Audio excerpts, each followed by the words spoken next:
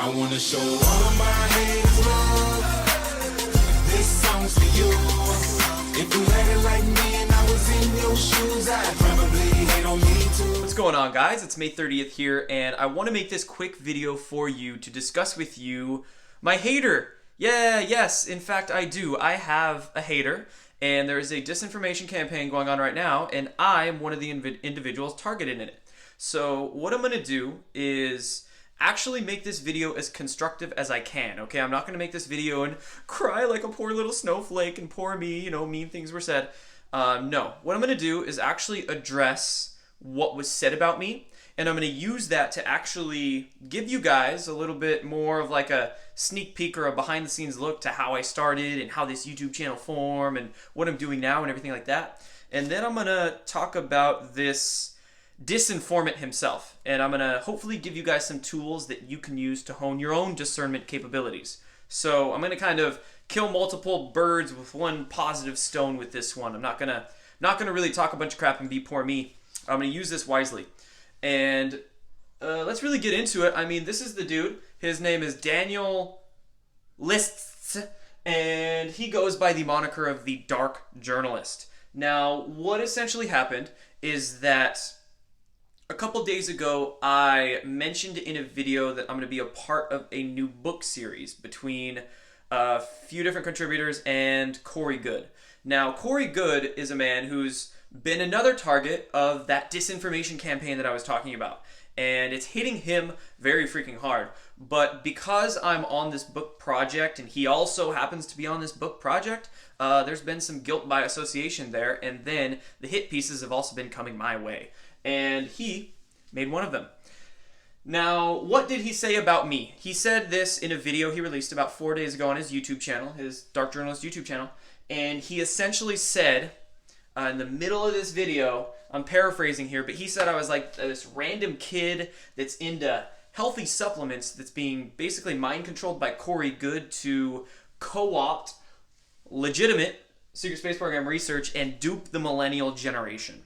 So that's what's claimed that I am. And it's, I mean, I even saw some comments below and some people were like, is this guy a CIA asset or something like that? Yeah, I'm totally CIA.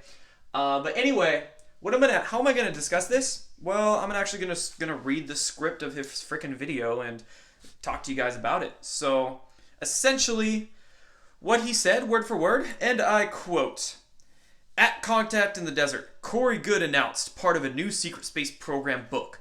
When I looked at who the co-author was, I saw a surprising name: Jordan Sather, a new Corey's kid."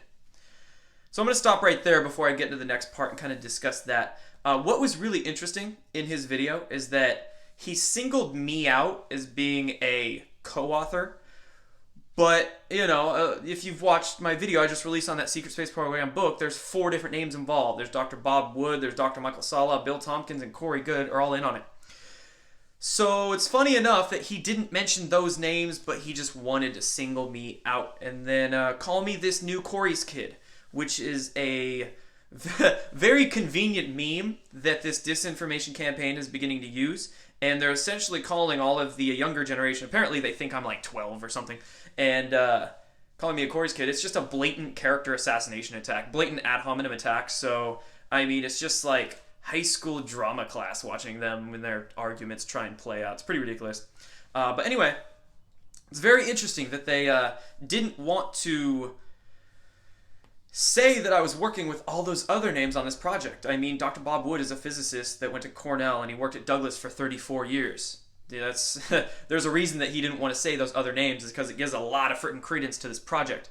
And also, one of the other names that was up on that board mentioned at Contact in the Desert was none other than Linda Moulton Howe, who may or may not work on this project with us.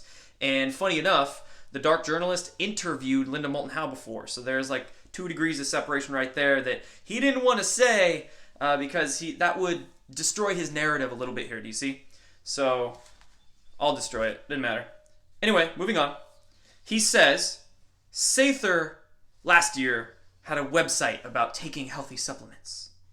And I did, actually. It was my health coaching website, but it wasn't about taking healthy supplements. It was actually about me building my own business. And then he goes, in the next part of his quote, suddenly me, started a YouTube channel a few months back.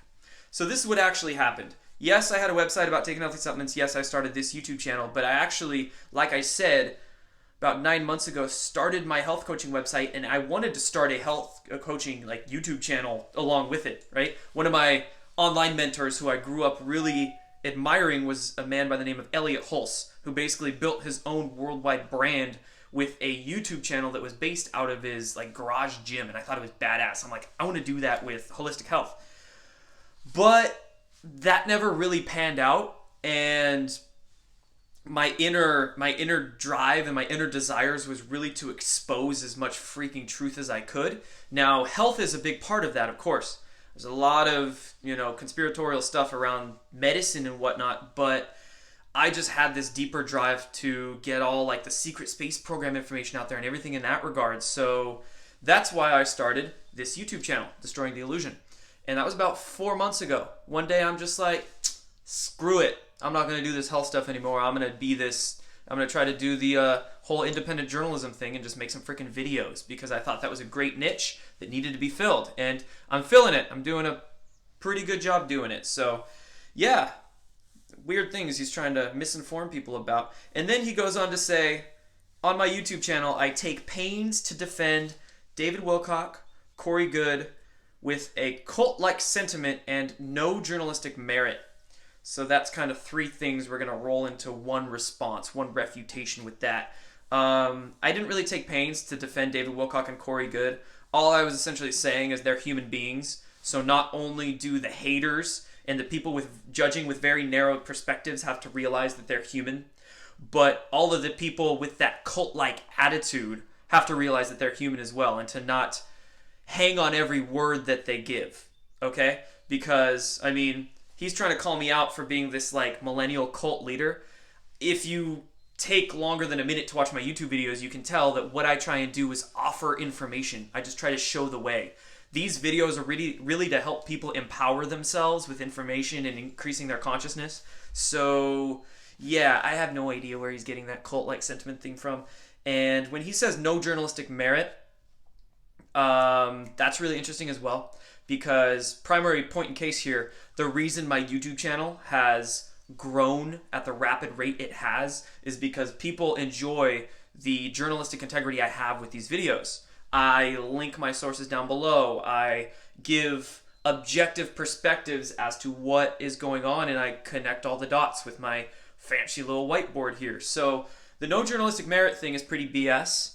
And if you also know me, or who I am at all, which of course he doesn't want to put in his videos, I have had pretty much every major alternative media outlet ask me to work with them. From, I've actually written articles for the Waking Times, Collective Evolution, Mind Unleashed, Spirit Science. They've all reached out to me wanting me to work with them and wanting to work with me. So saying I have no journalistic merit is pretty ridiculous. And we're going to get to your journalistic merit here in a minute, Mr. Daniel List. So that's, a lot of interesting stuff he would go and say, but a lot of stuff that's blatant misinformation. And when people are watching his video with an unaware perspective, they're not going to necessarily know. So this disinformation campaign is blatant. And a lot of people might not see that, but I see it, especially because it's against me. And we'll just say this: Corey's kids aren't cubs, and these are bears you don't want to poke. So that's really all I have to say about what was said. So that's me focusing on the message, right? And giving you guys a little more background into how this YouTube video formed and what I used to do and what I do to support myself now. I still do a little bit of health coaching on the side and all that jazz, just to be able to support myself with this brand I'm building in this YouTube channel. So hey, open book, dude. It's the age of authenticity here. If you're authentic, people are going to feel you and resonate with your message. So that was me essentially talking about his message against me. And now I want to talk about him, right? Enough of me. How about you, dude? So who is Daniel Liss, or the dark journalist here? I'll give you the DL on DJ. And this one, I just have a lot of questions. I have a lot of very peculiar observations I'm going to throw out there and questions associated with it. So I'll let you'll get a gather at where my brain's going with it, and that'll help you hone your discernment with everything going on as well. So first and foremost, what I notice with this guy, the dark journalist, is some very interesting things with his brand, with his dark journalist brand. Which, note though, first before we get into this, I came across his YouTube channel, the dark journalist, like 3 or 4 months ago. Pretty much when I first started my YouTube channel, and I thought it was badass. I'm like, dude, his brand is sick. And what was interesting is that I saw all the names of the people that he interviewed. People like Catherine Austin Fitts, Linda Moulton Howe. He even had an interview with Graham Hancock on here, and I was like, damn, this dude's legit. And I followed him on Twitter. I'm like, okay, right? And I was actually kind of admiring the guy from what I initially saw. But then once I saw his disinformation campaign against me, his agenda stuck out like a sore thumb, and I'm going to talk to you about that. So what I noticed, the objective things that I noticed from his work is, first and foremost, he burst onto the scene in about 2012, 2015, hosting a secret space program conference. And he even somehow acquired the domain name for this conference, and that's secretspaceprogram.org, which, I can only imagine is a very coveted domain name right now. So somehow he was able to jump on the spot, acquire this secretspaceprogram.org domain name, and then host 2 conferences, actually a 2014 and 2015 one, with some pretty big names. I mean, Catherine Austin Fitts was there, Linda Moulton Howe was there, I believe Dolan was at one of these. So he got some big names at his conferences right off the bat. And then also on his YouTube channel and on his website, he was able to get some big name YouTube interviews right off the bat. Like I said earlier, he had Austin Fitts on there, Moulton Howe, Graham Hancock, Dolan, Paul Hellyer, like, dude, Stanton Friedman. Again, he's got a lot of big names that he's interviewed. So this guy is smart, right? He's very apt in what he's doing, and he's got a lot of good names on there. So where did he come from, though? This is what I want to know, because, he's kind of questioning me, and I suddenly started a YouTube channel, but I'm telling you, I told you exactly how I started it. How did he start his? How did he get all those big interviews right off the bat and host these big conferences? And, how did he do it? Literally, I mean, what does this guy do as a day job? Because about 3 or 4 years ago, when he first started his YouTube, he was only uploading like 1 interview a month. And that kind of sped up a little bit, right? Within the last year, it's been about a couple a month. And within the past few months, it's like 1 a week that he's pumping out.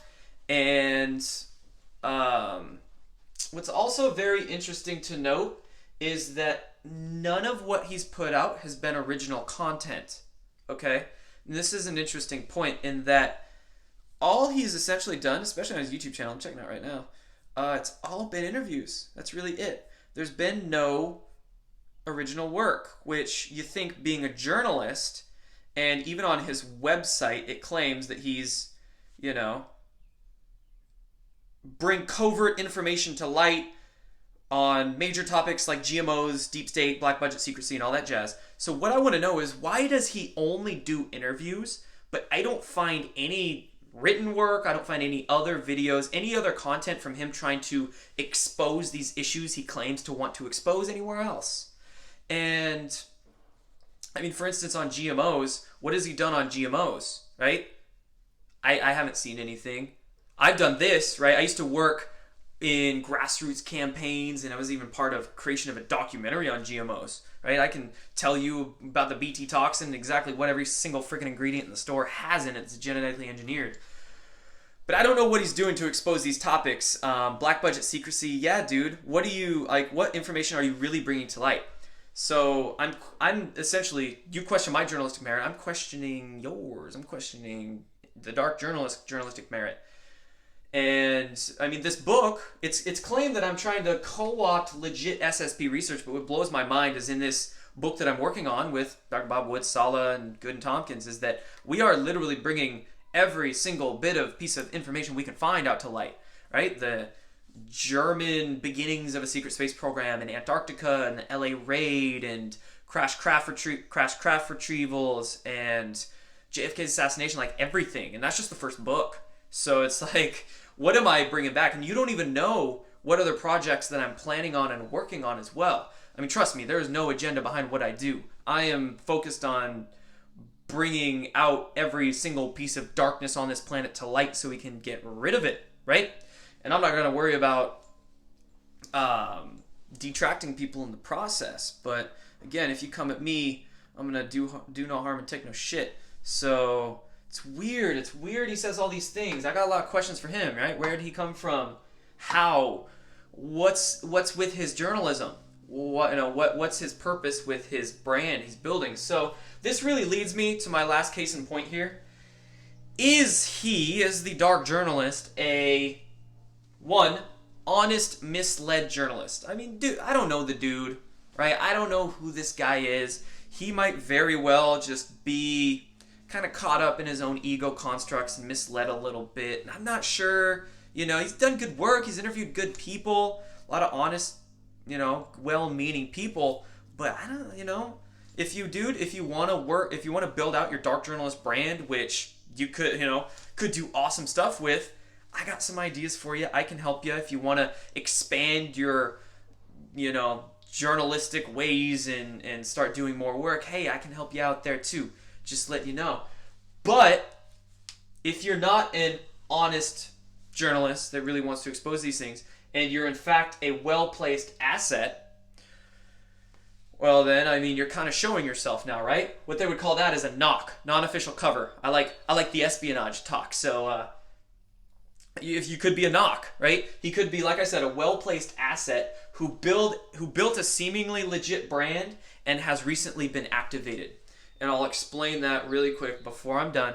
And what I mean by this is that when you look at how his channel started and how his brand started right off the bat about 3 or 4 years ago. So in my mind, when I empathize with the situation, I try to put myself into it, like I try to do in every situation. I'm sitting here thinking like, okay, maybe this guy, speculative, maybe this guy had some bosses put him there. Maybe some of his superiors were like, hey, right? These were like COINTELPRO people, intelligence community people. Maybe they were like, let's give you, Mr. Dark Journalist Man, a free 15,000 or 20,000 subscribers on YouTube, and we'll hook you up at the Secret Space Program Conference. You can hook yourself up with some interviews from some well-meaning people who don't really know that you're COINTELPRO, and you can get your own brand started. You can start building this out. Just make sure you do one interview a month to keep some organic following rolling in, and we'll see where you can go. We'll have you do that for a few years, and then when we need you, right? When certain people like myself or other people in the disclosure community start rising up and building their own brand high enough to where they're starting to make a real difference, then we'll activate you, Mr. Dark Journalist. You'll be activated, and then we'll send you in with your disinformation campaign, and then you can begin making your own videos to attack them with. Do you see? This is why all he's ever done is interviews, is because he wants to build that as much of an organic following as he has. And I'm speculating again here, but I can make a very educated guess that many of his followers and subscribers on YouTube are fake accounts. And the reason I say this is because he has 10,000 more subscribers than I do, but when I upload a video, I can get basically twice the view count on it in the first hour than he can. So what I'm thinking here is, I mean, I know YouTube a little bit. I've been doing it for a few months now. It basically looks like the people that subscribe to his page are trolls themselves or just fake accounts. So that's primarily why you also see on his videos, I mean, there'll be a very high like ratio, and you'll also see a lot of people comment under them with the same narratives. So it's like, I mean, to me, again, speculation, but I'm just going off how I feel here. It's almost as if he's the ringleader for like a certain troll faction, and they got their marching orders with this specific issue right now. So that's just what it looks like to me. So hey man, that's pretty much it. I got no secrets to hide.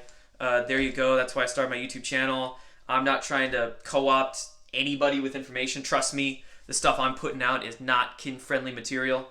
But I have no agenda behind it.